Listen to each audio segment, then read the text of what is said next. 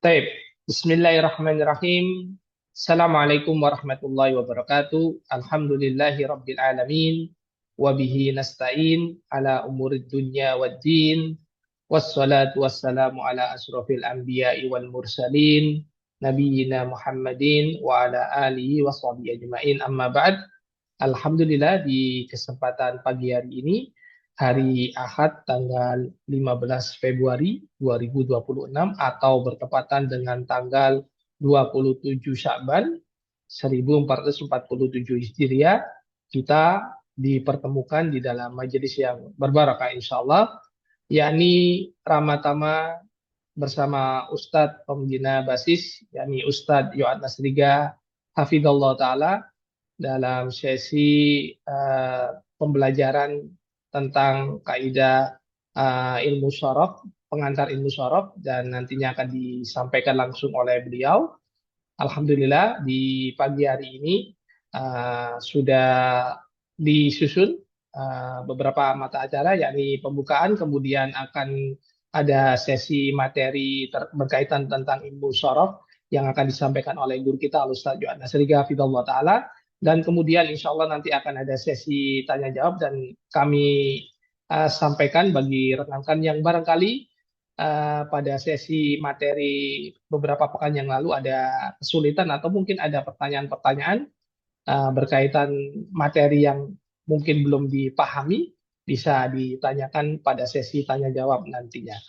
Baik, nampaknya Ustadz sudah hadir. Anak akan coba sapa beliau terlebih dahulu. Ayo. Assalamualaikum Ustadz. Baik, qadarullah. Sepertinya Ustadz terpental dari Zoom.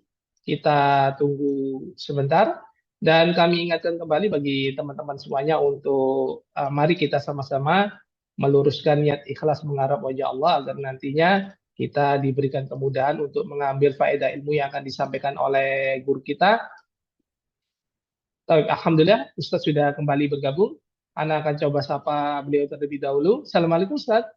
Waalaikumsalam warahmatullahi wabarakatuh. Masya Allah. Gimana kabarnya Ustadz? Alhamdulillah, khair. Baik, sepertinya kameranya belum aktif Ustadz. Iya,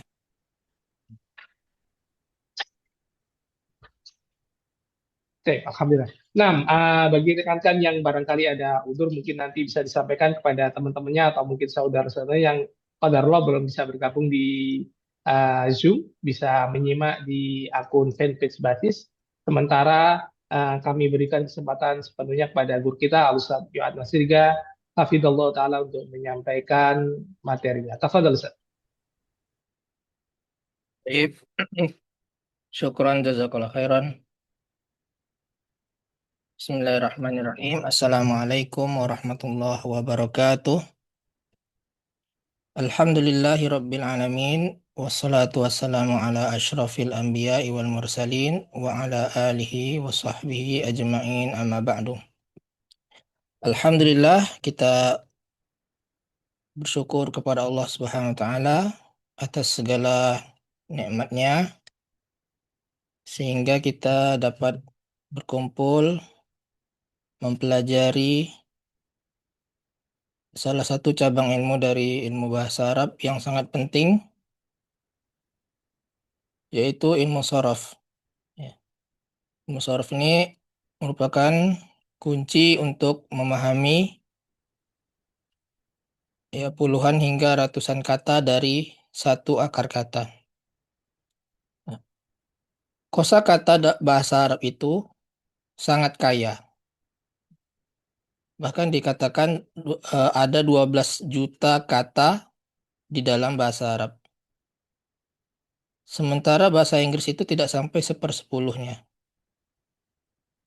Jadi bahasa Arab itu kaya. Sangat banyak kata dan turunannya. Tanpa kita mempelajari ilmu sorof, kita akan kewalahan dalam menghafal dan memahami kata. Setiap ada kata, kita butuh buka kamus. Setiap ada kata, kita butuh buka kamus. Nah, begitu kalau kita tidak menguasai ilmu sorof. Tapi kalau kita belajar ilmu sorof, ya, kita tahu misalkan yang sederhananya qoro'a artinya membaca. Ketika kita melihat ada kata ikro, kita tahu artinya itu bacalah. Qori itu artinya orang yang membaca. Ya. Kalau subjeknya mereka, kita tahu qoro'u. Kalau fi'ilnya mudhari, yaqra'u. Kalau saya sedang membaca, aqra'u. Saya telah membaca, qara'tu. Asal katanya sama, yaitu qoro'a. Ya, itu dipelajari di ilmu sorof. Ya. Jadi ilmu sorof ini sangat penting. Dia menjadi kunci dalam memahami ratusan kata.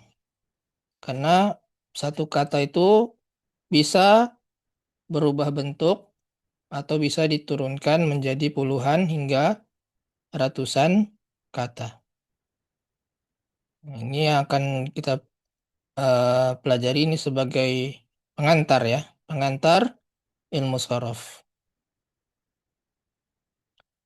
Nanti akan ada sesi tanya jawab ya kalau ada pertanyaan.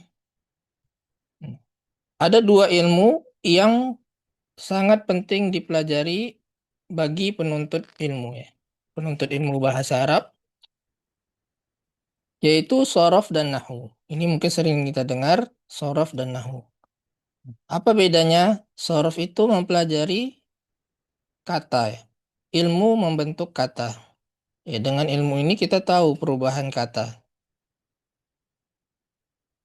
Seperti tadi, membaca itu apa? Saya membaca, dia membaca, bacaan, bacalah, pembaca, dibaca.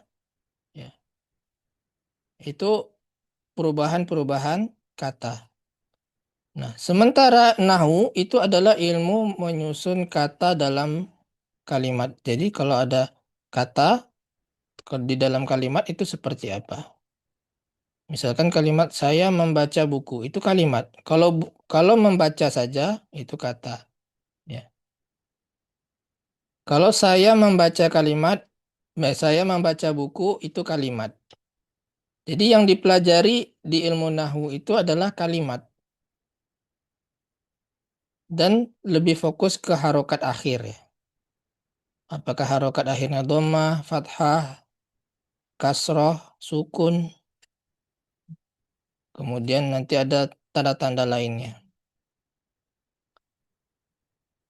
Definisi singkat tentang ilmu sorof itu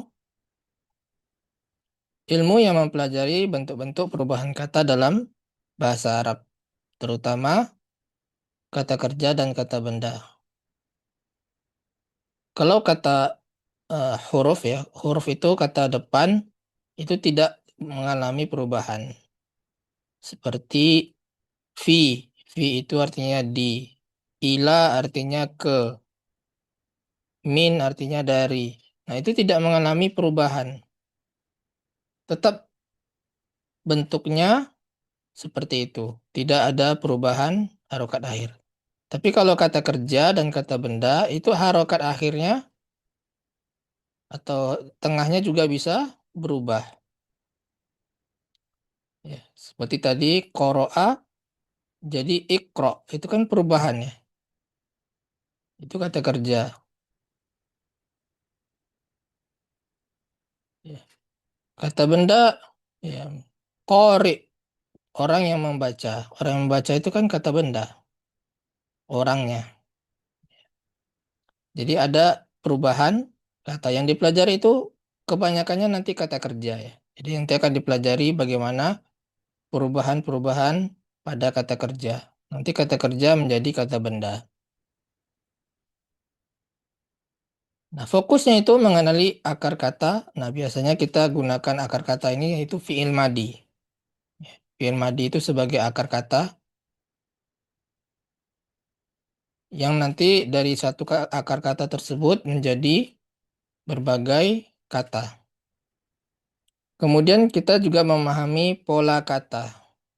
Jadi ilmu sorof itu adalah ilmu mempelajari pola, ya bukan ilmu menghafal, ya. Tapi kita ilmu memahami pola. Ilmu sorof itu tidaklah mempersulit, ya. Justru ilmu sorof itu menyederhanakan. Kalau tidak belajar ilmu sorof, akan sulit mempelajari bahasa Arab. Dan kita bisa mengetahui makna di balik perubahan. Ya. Dari wazan A menjadi wazan B itu maknanya seperti apa, nanti akan dipelajari di ilmu sorof. Ya. Di dalam bahasa Indonesia kita mengenal imbuhan, ya, awalan, akhiran, gabungan. Nah, itulah seperti pendekatannya dalam bahasa Indonesia, ya. Ilmu sorof itu ilmu morfologi.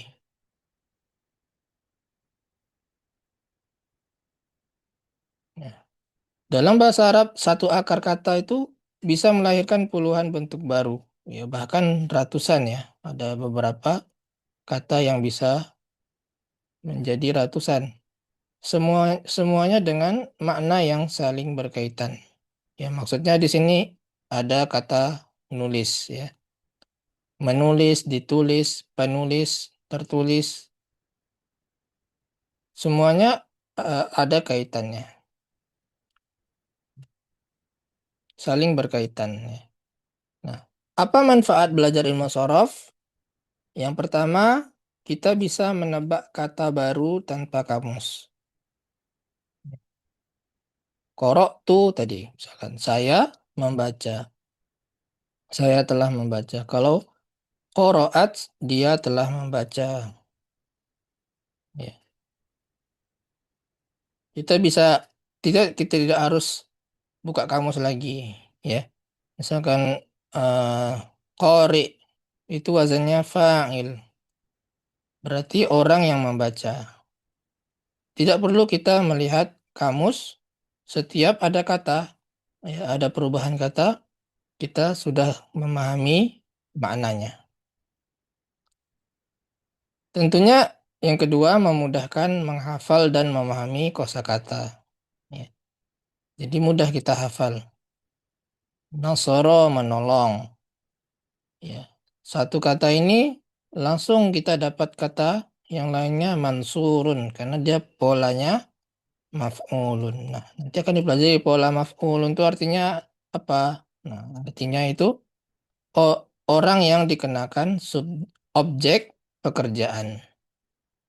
Ya. Berarti artinya orang yang ditolong. Mansur itu artinya orang yang ditolong. Kalau nasir, orang yang menolong atau penolong. Kalau nasrun, artinya pertolongan. Ya. Ini masdar, ini isim fa'il, ini isim maf'ul. Jadi nggak perlu hafal semuanya satu persatu. Ya. Nanti ketemu kata lainnya selain nasoro ini, misalkan kataba, menulis. Berarti kalau ditulis, maktubun. Ya. Kalau penulis apa? Katibun. Kalau tulisan, kitabun. Ya, nanti akan ada pelajaran tentang perubahan-perubahan seperti itu. Nah, ini tentu akan menjadi bekal kuat sebelum masuk ke ilmu nahwu, ya. Jadi makanya kita belajar ilmu sorof dulu, mempelajari kata.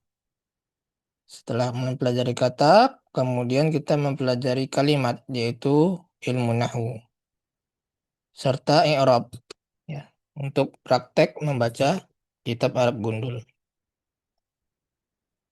Ya. Tanpa belajar ilmu sorof dan nahwu, itu akan sangat sulit dalam mempelajari, eh, dalam praktek membaca kitab Arab gundul. Ya, kita harus tahu istilah-istilah di dalam ilmu sorof dan nahwu. Kemudian bisa membuat dan mengubah kata dengan percaya diri. Kalau kita ingin menguasai kemampuan menulis atau berbicara, maka ilmu sorof ini membuat kita percaya diri. Tidak hanya sekedar kita menghafal ya. Misalkan saya makan. Makan itu akala. Saya telah makan. Jangan ana akala, tapi ana akal tuh. Akal tuh. Kalau saya sedang makan, ana akulu. Itu ada polanya. Pola dalam eh, bahasa Arab ini. Ya, itu secara singkat. Kemudian ini ada Anda tunjukkan buku tentang ilmu sorof ya, ilmu dasar yang perlu diketahui.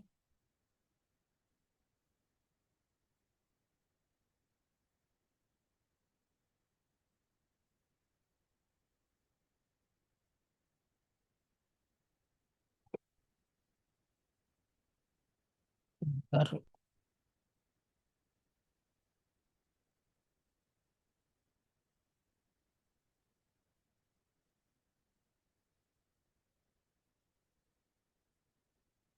Ya, kelihatan ya. Ini buku sorof, eh, buku basis jilid pertama.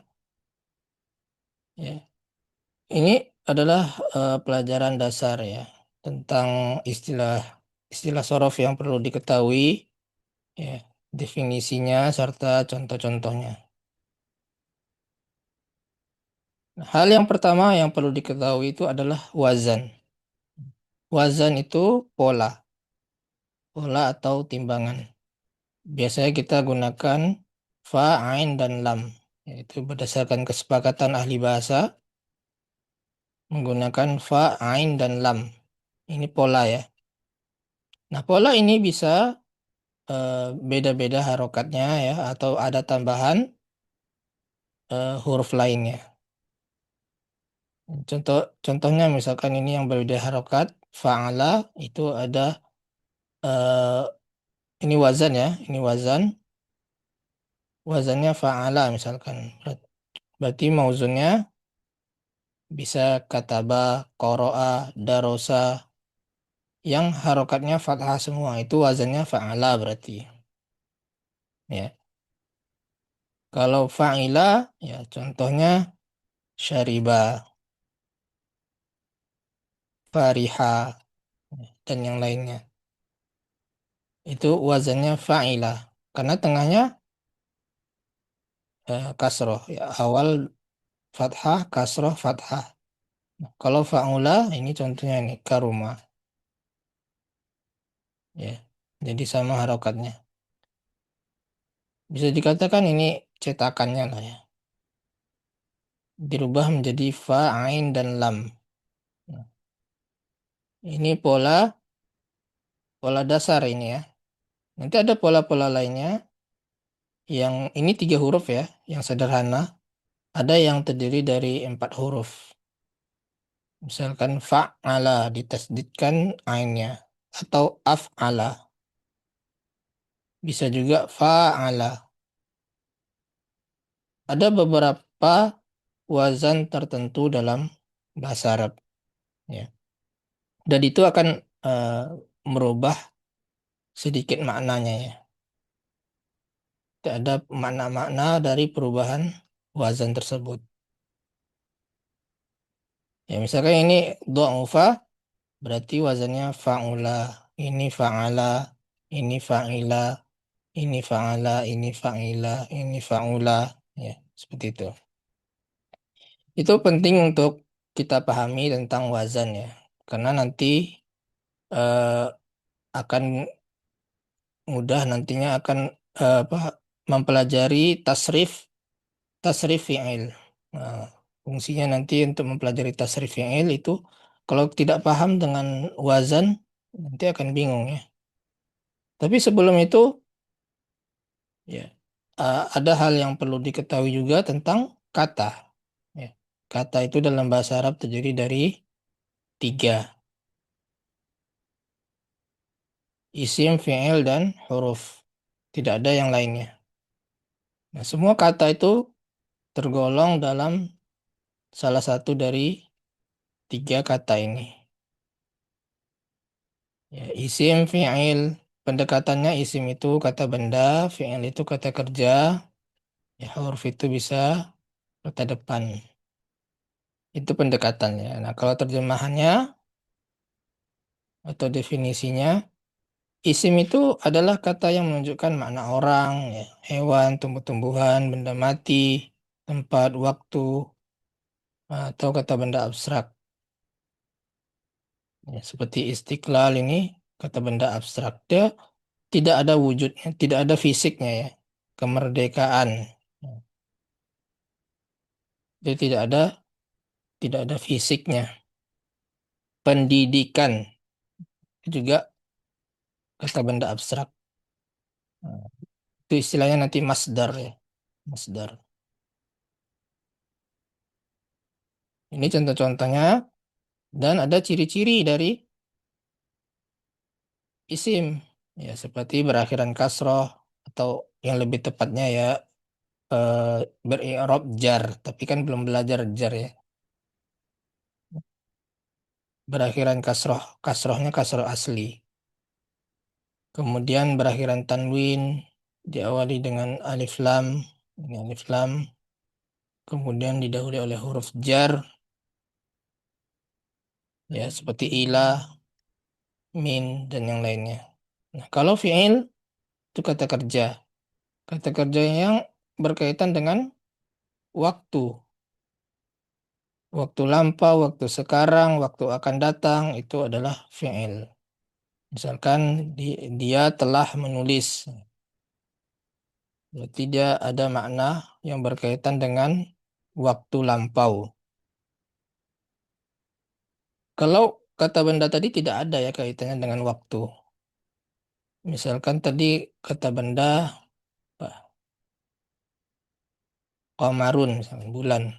Telah bulan, sedang bulan kan tidak ada. Atau sedang bunga, akan bunga tidak ada. Tidak ada kaitannya dengan waktu ya. Tapi kalau fi'il itu ada kaitannya dengan waktu. Sedang menulis, telah menulis, ya. Tulislah ini kan ada kaitannya. Tulislah berarti untuk yang akan datang. Ada kaitannya dengan waktu. Nah, ini ada juga ciri-cirinya, ya. Kemudian huruf atau harf kata depan atau kata penghubung ya, seperti dari, ke, di, dengan, dan, atau, kemudian. Nah, biasanya dia hurufnya sedikit ya, terdiri dari dua huruf atau bahkan satu, bi, fi, ila, wa, au. Nah, ya, seperti ini namanya huruf. Huruf. Ya, kalau di bukunya ada contoh ini ya, contoh latihan esai dan ada kunci jawabannya. Untuk latihan lebih memperkuat pemahaman. Ya, ada beberapa tambahan materi kalau di buku ya tentang tambahan itu huruf jar itu apa saja. Kemudian isim tadi kita udah bahas definisinya. Ada pembagiannya. Pembagiannya yaitu ada yang berdasarkan jenisnya, yaitu muzakkar dan muannas. Jenisnya muzakkar dan muannas. Muzakkar itu laki-laki, muannas perempuan. Setiap kata itu mesti digolongkan salah satu dari dua ini ya, muzakkar, muannas. Karena nanti akan berpengaruh terhadap kalimat. Isim muzakkar dan isim muannas itu nanti ada perbedaan dalam kalimat. Nah, maka kita harus tahu dia muzakkar atau muannas. Nah, contohnya misalkan pena. Kalau kita katakan ini adalah pena, berarti hada qalamun. Pakai haza. Tapi kalau muannas, muannas contohnya saburah. Saburah itu artinya papan tulis, berarti hadihi saburah. Kalau tadi hada, kalau ini hadihi. Dan ada perbedaan-perbedaan lainnya ya selain itu dalam dalam kalimat. Jadi kita harus tahu dia muannas atau muzakkar dan ini ada di antara ciri-ciri dari isim muannas. Ya. Kemudian selain ditinjau dari tadi apa jenis ya, sekarang bisa ditinjau juga dari jumlah atau bilangannya. Dia apakah isim tunggal itu isim mufrad atau isim musanna, musanna itu dua atau jamak, jamak itu lebih dari dua. Kalau yang tunggal atau mufrad, ya artinya satu ya. Muslimun itu artinya satu orang muslim. Tapi kalau musanna itu dua, dua muslim kita ungkapkannya menjadi muslimani atau muslimaini. Ya, ada tambahan alif dan nun atau ya dan nun. Dan ini ada cara membuat isim musanna ya. Cara membuat isim musanna pertama ya muslimun jadi muslimah tambah alif muslimah tambah ya tambah nun ya. Tambah nun muslimani atau bisa muslimaini. Jadi ada dua bentuk. Itu nanti tergantung kedudukannya di dalam kalimat. Apakah misalkan sebagai subjek atau sebagai objek. Kalau sebagai subjek, muslimani. Kalau sebagai objek, muslimaini. Ya. Atau ada huruf jar sebelumnya, berarti muslimaini. Ya. Tapi intinya dua ya, dua bentuk ini saja, muslimani atau muslimaini. Kemudian tadi ada mufrad pertama ya, mufrad, musanna, dan terakhir jamak. Jamak ini lebih dari tiga. Jadi kalau kita ungkapkan banyak muslim, muslimunah, tambah wawu dan nun. Nah, jamak ini, jamak muzakkar salim ini untuk orang berakal ya, orang yang berakal saja. Tapi kalau jamaknya tidak berakal, seperti misalkan qalamun tadi artinya pena. Kalau pena-pena jangan dijadikan jamak muzakkar salim. Ya, jangan qalamuna, salah ya. Karena ya jamak muzakkar salim ini khusus untuk yang berakal. Nah,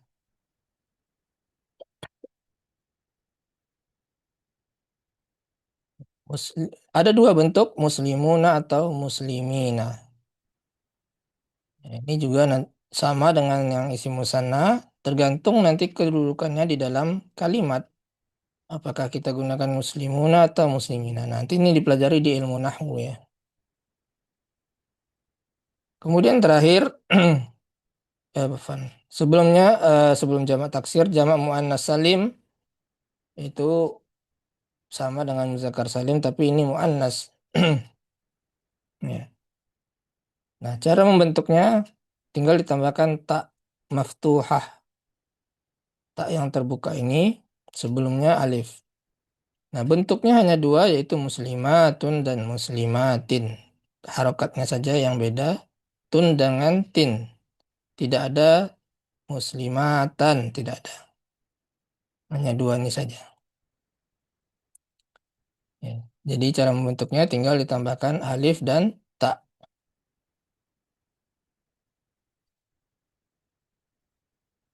Ya. Nah, ini kita kalau contoh ke apa?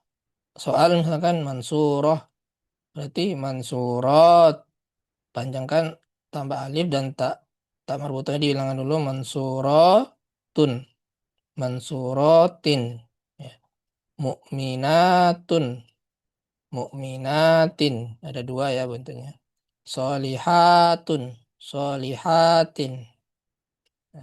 Jadi kalau ada alif dan ta, berarti itu artinya dia jamak.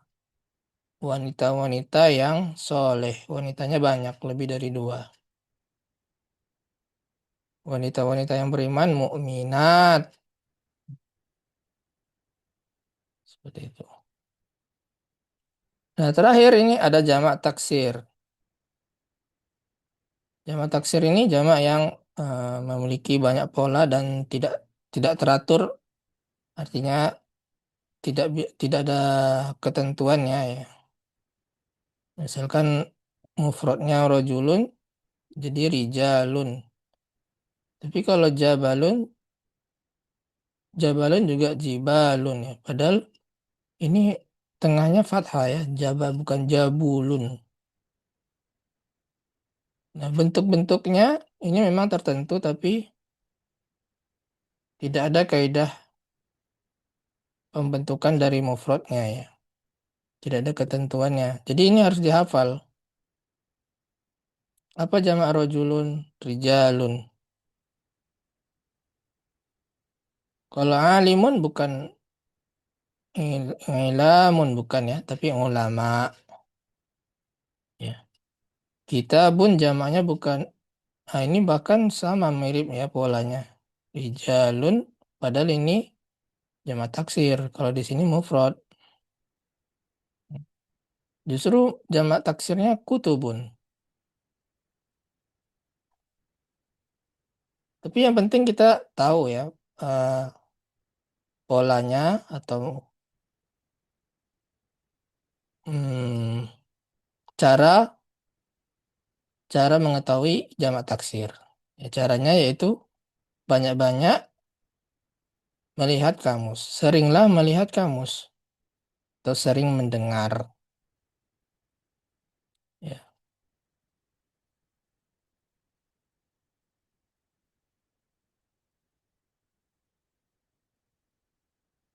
Itu yang dipelajari di mustawa awal ya. Kemudian nanti mustawa berikutnya ada belajar tentang isim domir. Ya. Nah, isim domir ini perlu dipelajari sebelum mempelajari tasrif, ilmu tasrif. Karena saling berkaitan ya. Kalau tidak paham domir, sulit untuk mempelajari ilmu tasrif. Ilmu tasrif itu khusus pada fi'il ya. Fi'il, nanti sebelum belajar tasrif, kita belajar fi'il pengertiannya ya, fi'il madhi. Madhi itu ada ma'lum, ada majhul. Nah, ini tasrif lugawi. Itu tasrif yang mengikuti domir. Nah, tadi sebelumnya di atas itu ada ya keterangannya huwa ini artinya apa? Huma, hum, hiya, huma, hunna, anta, antuma, antum, anti, antuma, antuma, antunna, ana, nahnu. Huwa itu artinya dia satu orang laki-laki. Kalau ada wazan fa'ala, ini untuk huwa. Kalau fa'ala, ini untuk huma. Ya, misalkan tadi qoro'a, artinya dia membaca ya. Itu untuk domir huwa. Kalau mereka dua orang laki-laki telah telah membaca. Berarti qoro'a, A-nya dipanjangkan. Qoro'a. Kalau mereka banyak laki-laki, ini hum ini banyak laki-laki, lebih dari dua, telah membaca. Berarti qoro'u. Ya, kita ikuti polanya. Kalau dia, nih, ya ini dia satu orang perempuan. Qoro'at. Dia telah membaca, berarti qoro'at. Dia telah menulis, katabat. Dia telah pergi, dahabat. Dan seterusnya ya ke bawah sampai ana nahnu. Jadi kalau ana itu faal tuh. Berarti kalau saya pergi, dahaba, zahabtu. Saya telah pergi berarti zahab tu. Tapi kalau kami telah pergi zahab nah, karena wazannya fa'alna. Ini wazan fi'il madhi ya. Nah, ini bisa fa'ala, bisa fa'ila, bisa fa'ula. Ini tergantung katanya ya. Misalkan ini fariha ini fa'ila berarti. Kami telah bahagia farihna. Darosa. Berarti kalau eh, kamu telah menulis, telah mempelajari. Kamu telah mempelajari berarti darosta. Kalau kamunya laki-laki. Ya anta. Darosta.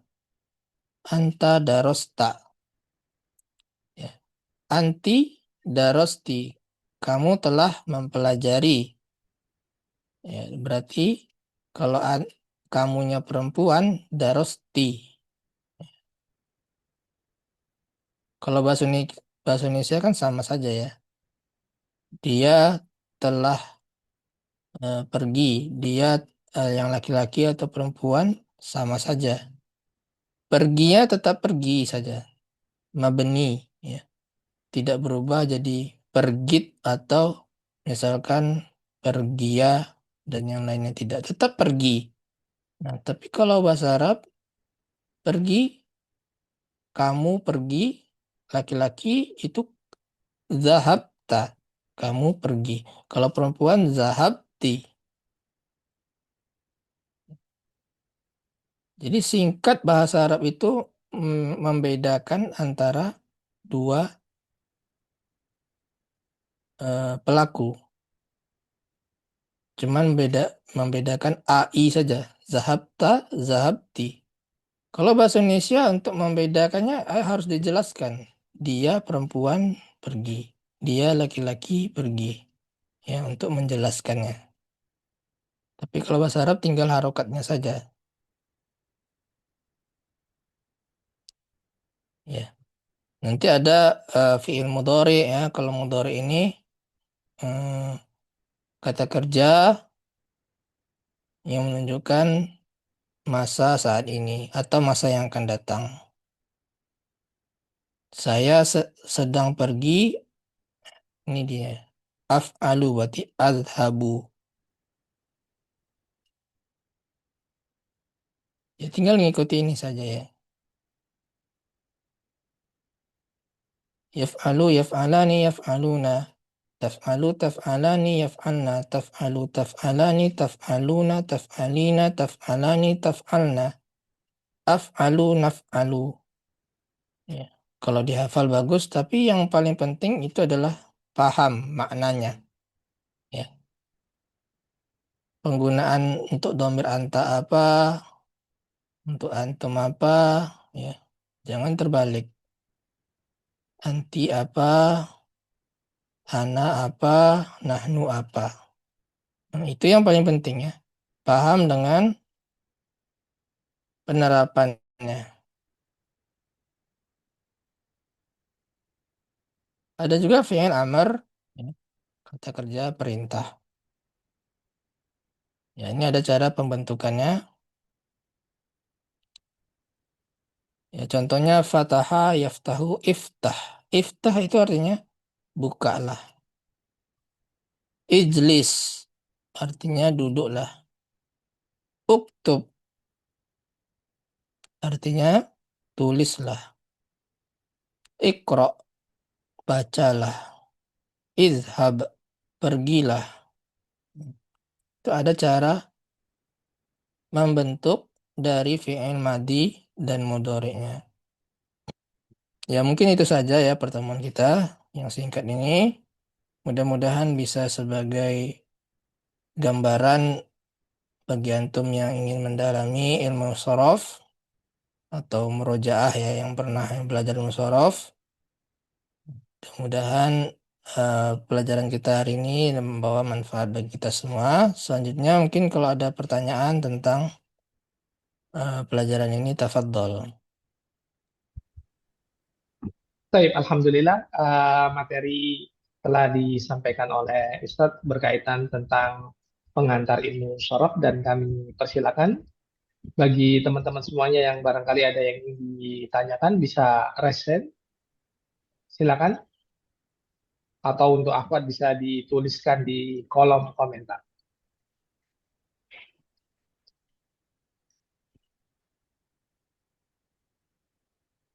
Nah, silakan.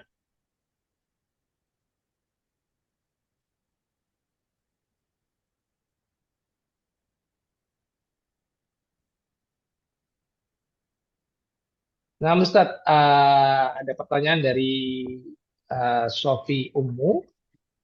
Mohon penjelasannya terkait lamha. Bener gitu, Ustadz ya? Di kolom komentar, Ustadz. Lam. Penjelasannya lam. Lam. Ayo, langkah-langkah belajar bahasa Arab. Masya Allah. Potong. Langkah.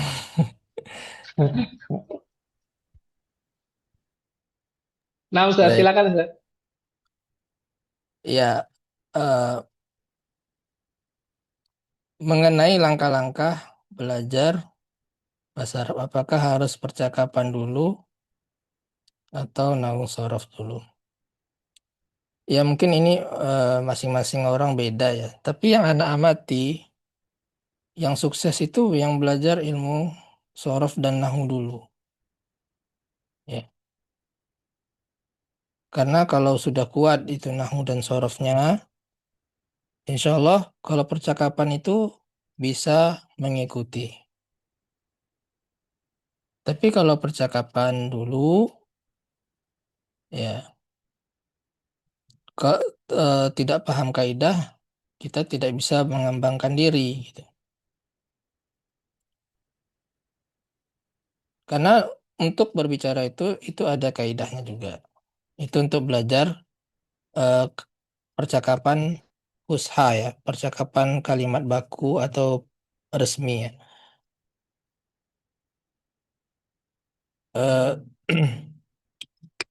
jadi mungkin tergantung tujuannya. Kalau misalkan tujuannya ingin memahami agama Islam, memahami kitab Arab Gundul, tentunya belajar ilmu nahwu dan sorof itu yang lebih utama. Tapi kalau antum ingin menetap di Arab Saudi,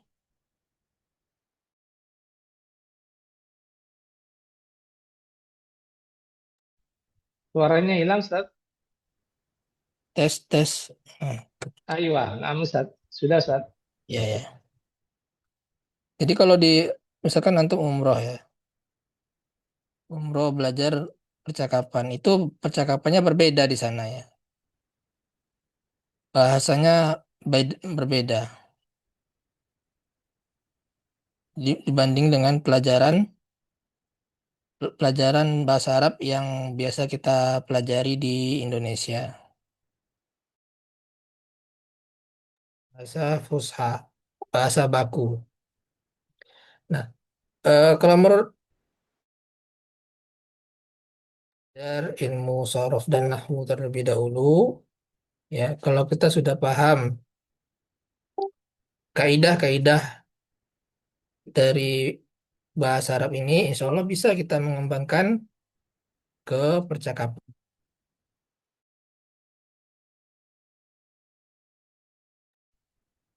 Nah, Ustadz, ya kalau khair atas jawabannya Ustadz, Anda geser ke penanya Ikhwan, Ustadz sudah ada yang resen.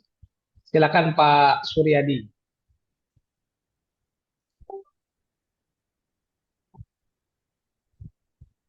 Pak Suryadi, silakan. Ya, terima kasih Ustadz atas waktunya. Izin. Assalamualaikum warahmatullahi wabarakatuh. Nama Waalaikumsalam. nama Ana Suryadi. Izin bertanya Ustadz mengenai pola untuk mengetahui eh, awalan itu Ustadz. Gimana caranya untuk mengetahui misalkan di awalan me atau di. apakah ada pola yang khusus untuk mengetahui di bahasa Arab itu untuk awalan me atau di itu Ustadz? Di untuk kalimahnya Ustadz, di PL Madi Iya, ataupun di iya atau di isim. Nggih. Terima kasih Ustadz. Itu saja. ya baik, syukron atas pertanyaannya Pak Suryadi ya. Iya.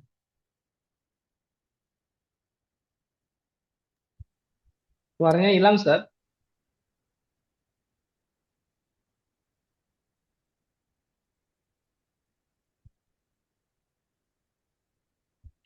Nah, Ustaz, suaranya tadi hilang, Ustaz. Nah, tidak terdengar, Ustaz. Tes, tes, tes. Nah, Nah, iya. Nah, Ustaz. ya, tadi pertanyaan Bapak tentang kata kata aktif atau pasif lah ini. Jadi yang aktif dan pasif itu ada kata kerja ataupun bisa juga kata benda ya. Di sini dia akan dipelajari di mustawasa nih. Fiil bentuk aktif itu namanya maklum ya. Maklum itu awalannya me. Kalau majhul itu awalannya di. Contohnya misalkan menulis. Menulis itu yaktubu. Wazannya yaf'alu. Tapi kalau kita mau merubah ditulis berarti yuktabu. Hanya satu polanya. Yuktabu. Di, membaca yaqra'u. Dibaca yuqra'u. Ya, kita ikuti polanya nih. Yuf'alu berarti yuqra'u. Yuqra'u. Yuk, apa lagi tadi? Yuktabu. Ya. Yudrosu yang dipelajari. Nah, jadi ada pola-polanya, Pak. Pola-pola yaftahu membuka. Berarti kalau dibuka artinya bahasa Arabnya yuftahu. Tinggal depannya di domah ya. Depan di domah dan dua dari dua, dua eh, huruf kedua ya. Huruf kedua terakhir ini di fathah ya. Jadi yuftahu. Yuftahu itu artinya dibuka. Yuktabu artinya ditulis. Itu pada kata kerja ya. Bisa juga pada kata benda. Ini kata benda kita pelajarinya nanti mustawa 5 ya. Mulai mustawa 5 itu ada tasrif istilahi.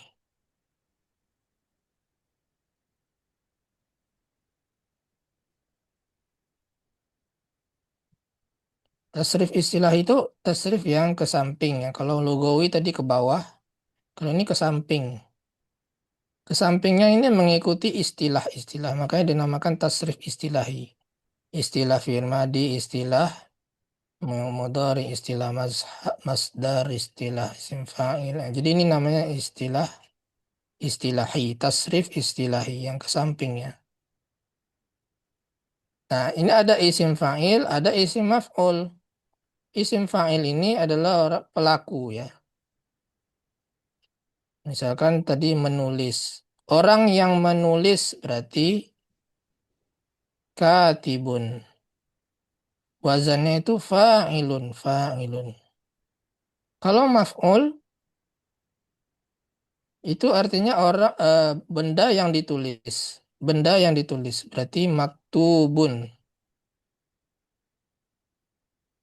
ya. Wazannya maf'ulun yang ditulis artinya.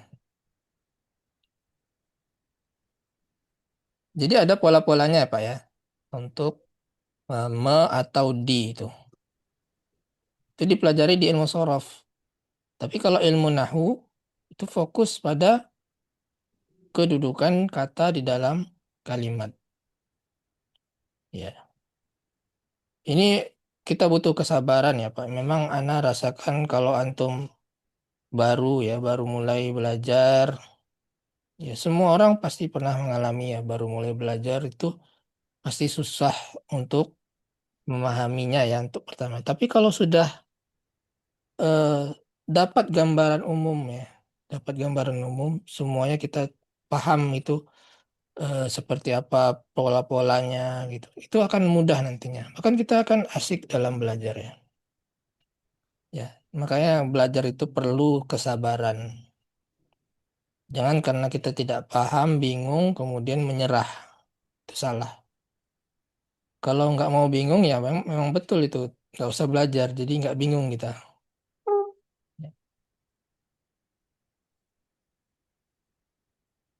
Nah, itu nanti akan dipelajari ya Pak ya.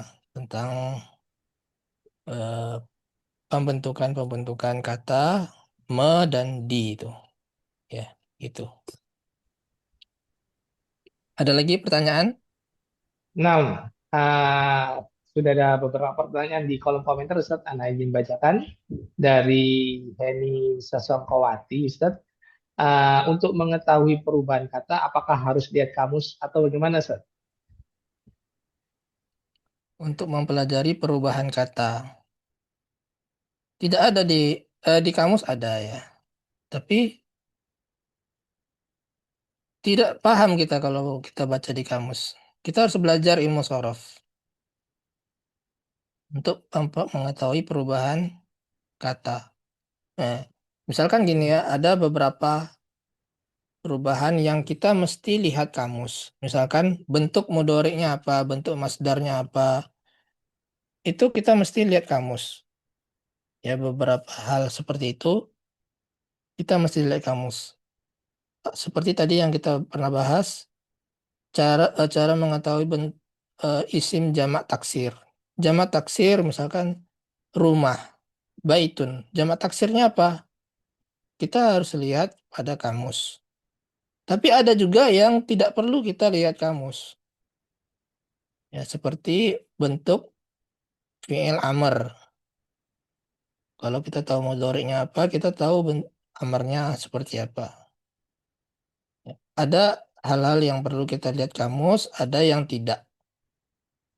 Gitu, Bu. Ya, dan Nah, sekarang Ustaz. sudah ada ini ya, sudah ada kamus online ya. Kamus online. Sebentar Anda tunjukkan. Anda biasanya gunakan kamus itu Al-Ma'ani. Al-Ma'ani. Nah,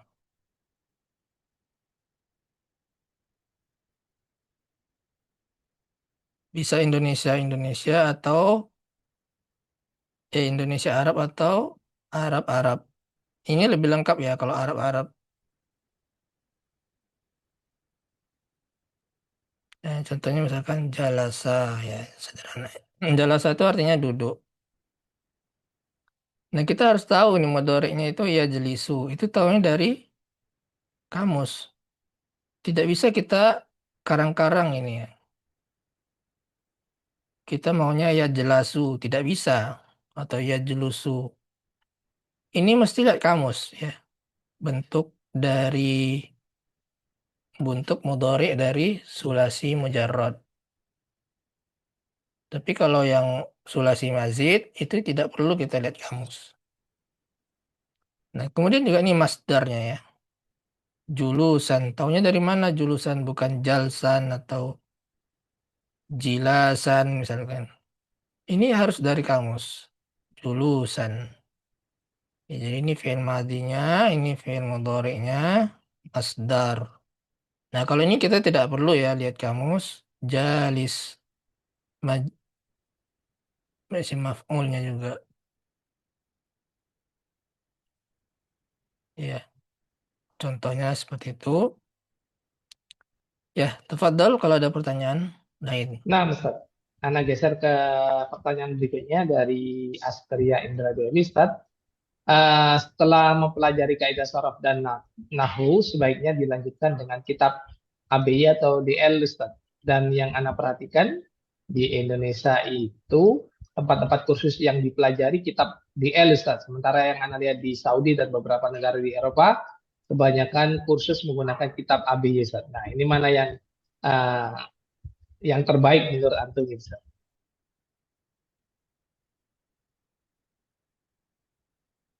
Arabia baina yadaik maksudnya. Nah, Atau Ustaz. Rasulullah. Sebenarnya kalau di program basis ya, kalau kita ini ya di program basis kita bahas program basis saja. Itu setelah kita belajar sorof dan nahu, kita fokuskan cara membaca kitab Arab Gundul. Jadi kita langsung belajar i'rab ya. Ada buku warna hijau itu namanya Panduan Membaca Kitab Arab Gundul Cara Praktis dan Lengkap, Cara Meng'irab Praktis dan Lengkap. Nah, jadi kita belajar cara meng'irab itu ya. Kemudian setelah kita belajar cara meng'irab itu, kita akan praktek, langsung ke praktek setelah kita belajar i'rab. Jadi yang paling penting itu adalah prakteknya ya. Adapun Arabia Baina Yadaik dan Rasulullah Ana juga pernah belajar. Ini lebih fokus kepada percakapan ya. Percakapannya pun percakapan fusha. Kalau antum berbicara di negeri Arab sana, itu akan berbeda bahasanya. Bahasa sehari-harinya berbeda ya. Kecuali kalau bahasa berbicaranya dengan dosen ya, atau bahasa-bahasa di berita itu memang sesuai ya dengan kitab ABY atau DL. Jadi kalau fokusnya ke percakapan ya memang ke situ, ke ABY atau DL terserah. Tapi kalau kita fokusnya membaca kitab Arab Gundul, ya, memahami kitab-kitab para ulama, tentunya ini eh, kurang cocok ya. Nah, katakan begitu karena ini lebih fokus ke percakapan. Tapi tenang, antum kalau ikut program basis ini akan dipandu terus ya. Setelah mempelajari sorof dan nahu, antum tidak akan dilepas begitu saja. Kita ingin peserta yang telah belajar di program basis itu dapat menerapkan teori-teori yang telah dipelajari itu ke prakteknya, itu yang paling penting. Ya. Jadi antum bersabar, bersabar mengerjakan ujian, mempelajari video, kemudian lulus ujian, nanti akan sampai tahap ke praktek membaca kitab Arab Gundul.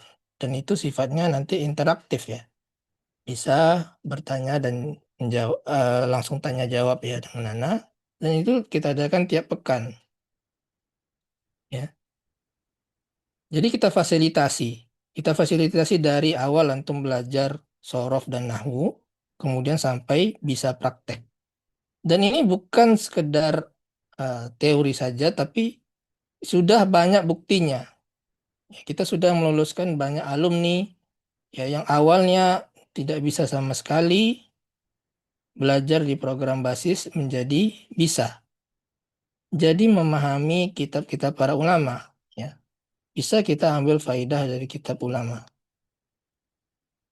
Dan itu rasanya nikmat sekali ya belajar langsung dari kitab para ulama, dari kitab aslinya langsung, bukan dari terjemahan. Nah, itu tujuan program basis. Kita fokuskan ke bagaimana cara membaca kitab Arab Gundul. Seperti itu, Pak. Nah, Selanjutnya, Ustaz, ya. Nah, ya kalau khair atas jawabannya, Ustaz. ya. Ini pertanyaan, mungkin pertanyaan terakhir, Ustaz ya.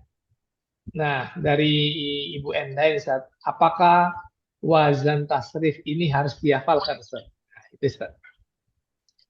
Ya, seperti Ana tadi sudah singgung, yang paling penting itu adalah bisa menerapkannya.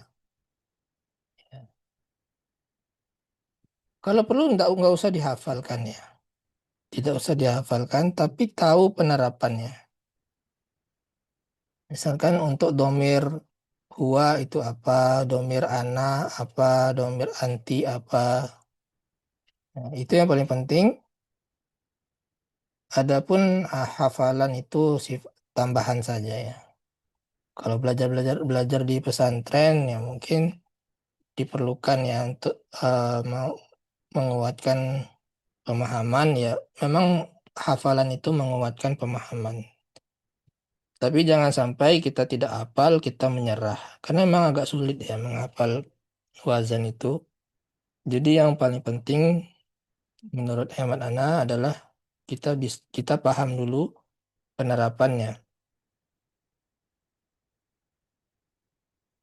Ya, ini itu saja. Nah, Ustaz. Sebentar, Ustaz. Sepertinya ada satu pertanyaan yang terlewat tadi, Ustaz. Ini Ustaz boleh Ustaz ya, satu lagi Ustaz. Ya, boleh, boleh. Taib dari Ummu Dewi Ustaz. Kenapa Al-Ard dan As-Sams tidak digolongkan kepada mudzakkar Ustaz? Ya, karena memang dari Al-Quran dan Sunnah menunjukkan hal itu. Ya, nih kita lihat, ntar Ana tunjukkan. Ayat apa tadi? Al-Ard. Nah,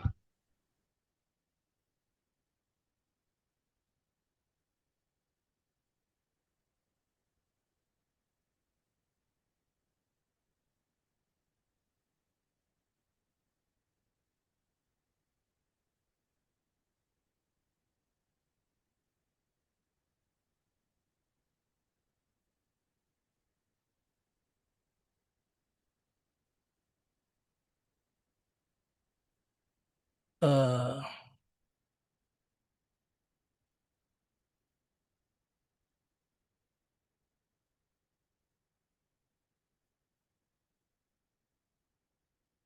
apa yang menunjukkan wala taskil hars tumbitul ard mimma tumbitul ard ini ya.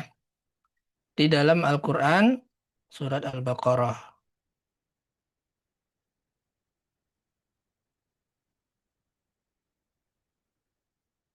Apa tadi? Mimma tumbitul ard nih. Wa idh qultum ya Musa lan nasbiru ala ta'amin wahidin fad'u lana rabbaka yukhrij lana mimma tumbitul ardu min baqliha. Kenapa dia muannas? Kita hukumi muannas karena fi'ilnya di sini muannas. Kalau dia muzakkar pasti yunbitu, ya kan? Berarti al-ardu itu muannas.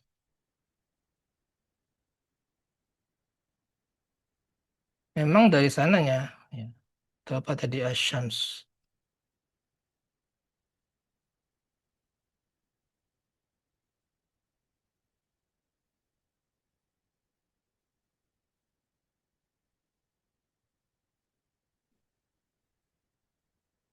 Falamma ra'a asyamsa bazighatan. Kalau seandainya asyamsu itu muzakkar, harusnya bazighon. Ya,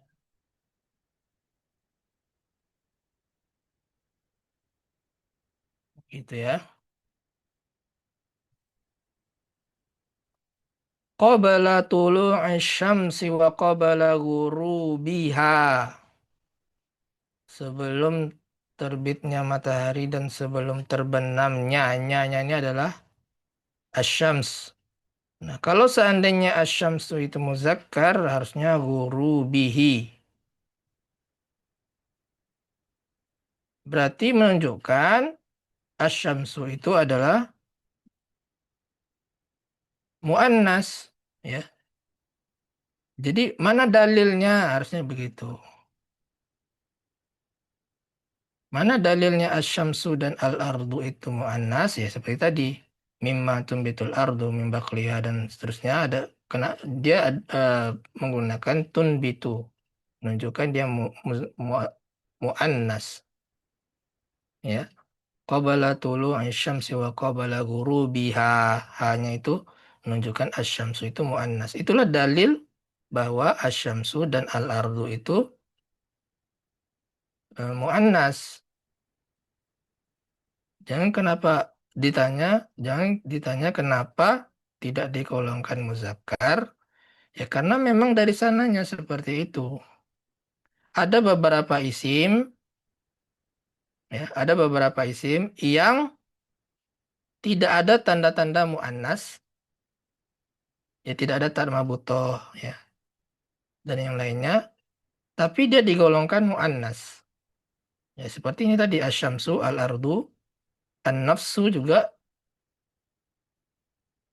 itu muannas. Padahal dia tidak ada tak marbutohnya. Ya, jadi kita ngikuti Al-Quran seperti apa, As-Sunnah seperti apa, atau dari syair-syair Arab. Gitu ya, Bu. Ya, mungkin sudah ya, sudah selesai semua pertanyaan dan waktu sudah habis. Nah, Ustaz. Sudah ya, sudah. Ya, Fadl.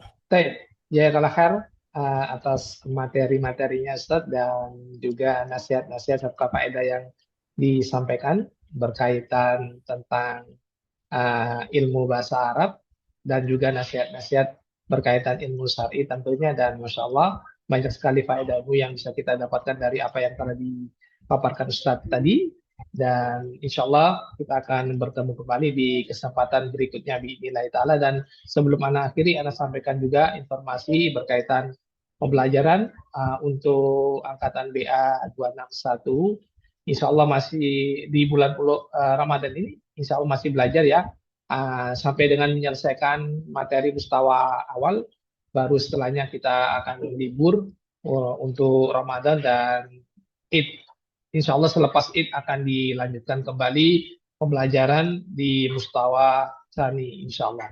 Taib jazakallahu pada rekan-rekan yang sudah hadir di Zoom dan juga yang menyimak di akun fanpage Basis. Barakallahu fikum. Semoga apa yang kita simak dari yang telah dipaparkan oleh Ustaz tadi menjadikan ilmu bagi kita, dan semoga semua aktivitas kita di hari ini dicatat sebagai amal soleh dan dilipat gandakan pahalanya. Amin. Insya Allah kita akan bertemu kembali di kesempatan berikutnya, dan Anda tutup dengan doa kafaratul majelis. Subhanakallahumma bihamdika asyhadu an la ilaha illa anta astaghfiruka wa atubu ilaik. Assalamualaikum warahmatullahi wabarakatuh.